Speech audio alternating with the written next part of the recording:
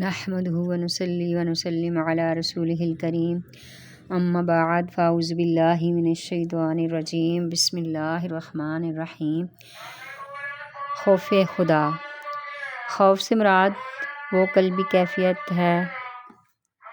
نحمده ونصلي ونسلم على رسوله الكريم اما بعد فاعوذ باللہ من الشیطان الرجیم بسم اللہ الرحمن الرحیم۔ خوف خدا۔ خوف سے مراد وہ قلبی کیفیت ہے جو کسی ناپسندیدہ کام کے پیش آنے کی توقع کے سبب پیدا ہو، مثلاً پھل کاٹتے ہوئے چھری سے ہاتھ کے زخمی ہو جانے کا ڈر، جبکہ خوف خدا کا مطلب یہ ہے کہ اللہ پاک کی بے نیازی، اس کی ناراضگی، اس کی گرفت اور اس کی طرف سے دی جانے والی سزاؤں کا سوچ کر انسان کا دل گھبراہٹ میں مبتلا ہو جائے۔ اللہ پاک قرآن میں ارشاد فرماتا ہے، یا ایھا الذین آمنوا اتقوا اللہ، اور اے ایمان والو اللہ سے ڈرو، اور فرمایا وَلِمَنْ خَافَ مَقَامَ رَبِّهِ جَنَّتَانِ، اور جو اپنے رب کے حضور کھڑے ہونے سے ڈرے اس کے لیے 2 جنتیں ہیں۔ حضور نبی کریم رحمت الرؤوف الرحیم شفیع الامت صلی اللہ تعالی علیہ وسلم نے ارشاد فرمایا، حکمت کی اصل اللہ پاک کا خوف ہے۔ سبحان اللہ۔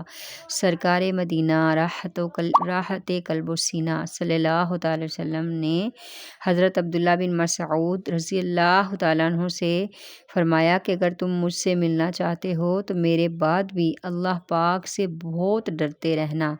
خوف خدا تمام نیکیوں اور دنیا و آخرت کی ہر بلائی کی اصل ہے۔ خوف خدا نجات دلانے اور جنت میں لے جانے والا عمل ہے۔ پھر خوف کے 3 درجات ہیں۔ نمبر 1 ضعیف یعنی کمزور، یہ وہ خوف ہے جو انسان کو کسی نیکی کے اپنانے اور گناہ کو چھوڑنے پر آمادہ کرنے کی قوت نہ رکھتا ہو، مثلاً جہنم کی سزاؤں کے حالات سن کر محض جرجری لے کر وہ رہ جانا اور پھر سے غفلت و معصیت گناہ میں گرفتار ہو جانا۔ نمبر 2 معتدل یعنی متوسط، یہ وہ خوف ہے جو انسان کو نیکی کے اپنانے اور گناہ کو چھوڑنے پر آمادہ کرنے کی قوت رکھتا ہو، مثلاً عذاب آخرت کی وعیدوں کو سن کر ان سے بچنے کے لیے عملی کوشش کرنا اور اس کے ساتھ ساتھ رب تعالیٰ سے امید رحمت بھی رکھنا۔ نمبر 3 قوی یعنی مضبوط، یہ وہ خوف ہے جو انسان کو نا امیدی، بے ہوشی اور بیماری وغیرہ میں مبتلا کر دے، مثلاً اللہ تعالیٰ کے عذاب وغیرہ کا سن کر اپنی مغفرت سے نا امید ہو جانا۔ یہ بھی یاد رہے کہ ان سب میں بہتر درجہ معتدل ہے، کیونکہ خوف ایک ایسے تازیانے کوڑے کی مثل ہے جو کسی جانور کو تیز چلانے کے لیے مارا جاتا ہے، لہٰذا اگر اس تازیانے کی ضرب چوٹ اتنی ضعیف کمزور ہو کہ جانور کی رفتار میں ذرہ بر بھی اضافہ نہ ہو تو اس کا کوئی فائدہ نہیں، اور اگر یہ اتنی قوی ہو کہ جانور اس کی تاب نہ لا سکے اور اتنا زخمی ہو جائے کہ اس کے لیے چلنا ہی ممکن نہ رہے تو بھی نفع بخش نہیں، اور اگر یہ معتدل ہو کہ جانور کی رفتار میں بھی خاطر خواہ اضافہ ہو جائے اور وہ زخمی بھی نہ ہو تو یہ ضرب بے حد مفید ہے۔ خوف خدا پیدا کرنے کے لیے 8 طریقے سیکھتے ہیں۔ رب تعالیٰ کی بارگاہ میں نمبر 1 رب تعالیٰ کی بارگاہ میں سچی توبہ کر لیجئے۔ اس طرح طویل دنیاوی سفر پر تنہا روانہ ہوتے وقت عموماً ہماری یہ کوشش ہوتی ہے کہ وہی سامان ساتھ رکھیں جو مفید ہو، نقصان دہ اشیاء ساتھ نہیں رکھتے تاکہ ہمارا سفر قدرے آرام سے گزرے اور ہمیں زیادہ پریشانی کا سامنا نہ کرنا پڑے۔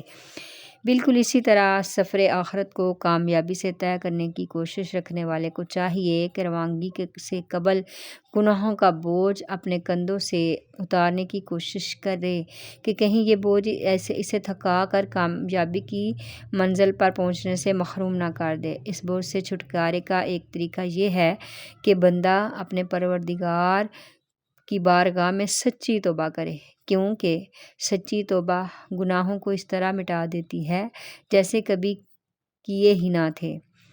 فرمان مصطفیٰ صلی اللہ تعالی وسلم، گناہ سے توبہ کرنے والا ایسا ہے جیسے اس نے گناہ کیا ہی نہیں۔ نمبر 2، خوف خدا کے لیے بارگاہ رب العزت میں دعا کیجیے۔ یوں دعا کیجیے کہ اے میرے مالک، تیرا یہ کمزور و ناتواں بندہ دنیا اور آخرت میں کامیابی کے لیے تیرے خوف کو اپنے دل میں بسانا چاہتا ہے۔ اے میرے رب، میں گناہوں کی غلاظت سے لتھڑا ہوا بدن لیے تیری پاک بارگاہ میں حاضر ہوں۔ اے میرے پروردگار، مجھے معاف فرما دے اور آئندہ زندگی میں گناہوں سے بچنے کے لیے اس صفت کو اپنانے کے سلسلے میں بھرپور عملی کوشش کرنے کی توفیق عطا فرما دے اور اس کوشش کو کامیابی کی منزل پر پہنچا دے۔ اے اللہ، مجھے اپنے خوف سے معمور دل، رونے والی آنکھ اور لرزنے والا بدن عطا فرما۔ یا رب، میں تیرے خوف سے روتا رہوں ہر دم، دیوانہ شہنشاہ مدینہ کا بنا دے۔ نمبر 3، خوف خدا کے فضائل پیش نظر رکھیے۔ فطری طور پر انسان ہر اس چیز کی طرف آسانی سے مائل ہو جاتا ہے جس میں اسے کوئی فائدہ نظر آئے۔ اس تقاضے کے پیش نظر ہمیں چاہیے کہ قرآن و حدیث میں بیان کردہ خوف خدا کے فضائل پیش نظر رکھیں۔ چند فضائل یہ ہیں۔ خوف خدا رکھنے والے کے لیے 2 جنتوں کی بشارت دی گئی ہے۔ خوف خدا رکھنے والوں کو آخرت میں کامیابی کی نوید یعنی خوشخبری سنائی گئی ہے۔ خوف خدا رکھنے والوں کو جنت کے باغات اور چشمے عطا کیے جائیں گے۔ خوف خدا رکھنے والے آخرت میں امن کی جگہ پائیں گے۔ خوف خدا رکھنے والوں کو مدد و تائید الہی حاصل ہوتی ہے۔ خوف خدا رکھنے والے اللہ پاک کے پسندیدہ بندے ہیں۔ خوف خدا اعمال میں قبولیت کا ایک سبب ہے۔ خوف خدا رکھنے والے بارگاہ الہی میں مکرم ہیں۔ خوف خدا رکھنے والے دنیا اور آخرت میں کامیاب و کامران ہیں۔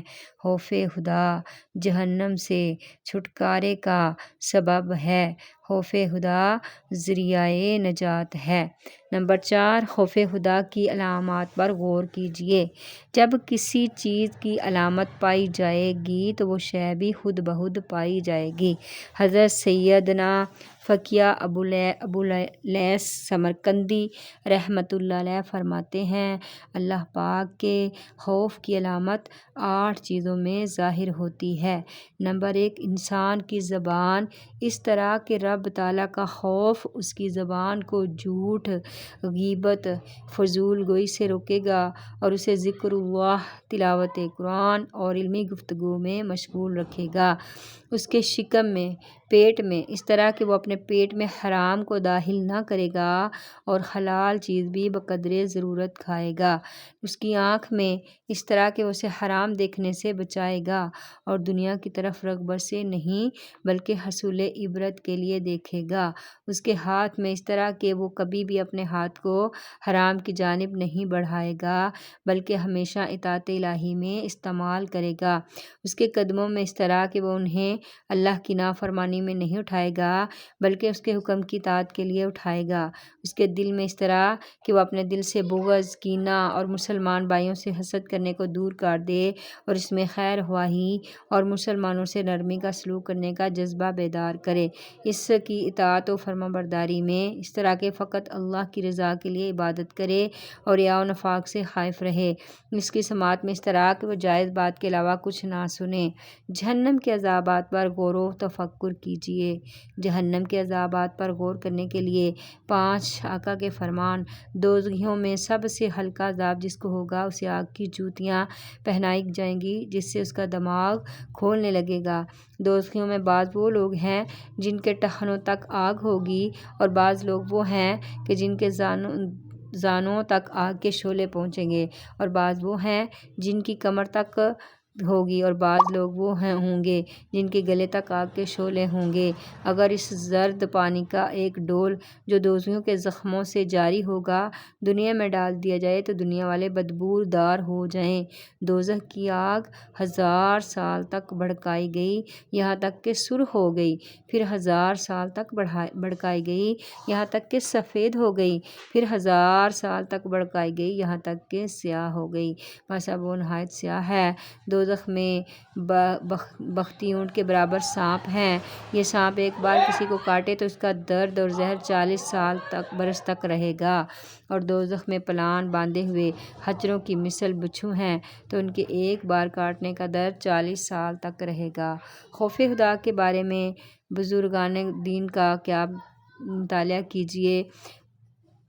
حضرت سیدنا ابراہیم خلیل اللہ علیہ نبینا جب نماز کے لیے کھڑے ہوتے تو خوف خدا کے سبب اس قدر گریہ وزاری فرماتے کہ 1 میل کے فاصلے سے ان کے سینے میں ہونے والی گڑ گڑاہٹ کی آواز سنائی دیتی۔